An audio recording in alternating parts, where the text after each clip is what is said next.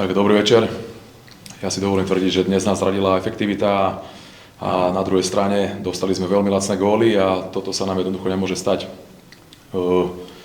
Kebyže sme premenili našu prvú alebo druhú šancu, tak ja pevne verím, že ten zápas by mal priebeh iný, ale bohužiaľ sa tak nestalo a Košice išli do vedenia 2-0. Vo fáze, keď sme sa nadýchovali, tak urobíme nezmyselnú penáltu. Postavíme Košice na koňa 3-0 a jednoducho potom úplne primitívna, zbytočná červená karta z našej strany a zbytočne to komplikujeme.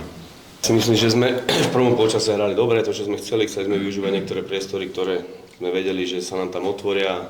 Myslím si, že okrem gólov sme tam vypracovali naozaj dosť veľké príležitosti, kde sme mohli ísť odskočiť do väčšieho vedenia, samozrejme. Mohli sme inkasovať, ale taký je futbal. V druhom polčase nám nedarilo dobre udržať na lopte.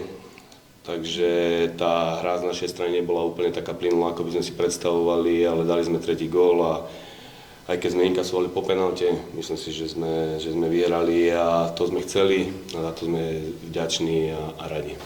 Ja sa spýtam trénera hostí najprv, či poviete niečo Mariovi Holovému za tú zbytočnú červenú kartu, čo ste už aj okomentovali, že to bolo úplne zbytočné?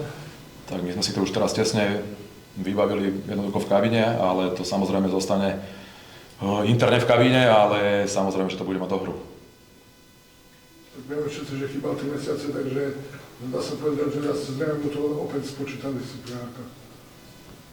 Tak to už uvidíme, ako to dopadne, ale presne ako hovoríte, jednoducho bol doteraz stál úplne nezmyselne z jeho vlastne pohľadu a z jeho hlúposti a teraz za 2 sekundy chytí 2 žlté karty, čo sa nám v tejto fáze ligy a momentálne tam, kde sa nachádzame, tak toto sa nám nemôže stať a jemu sa to opakovať nemôže.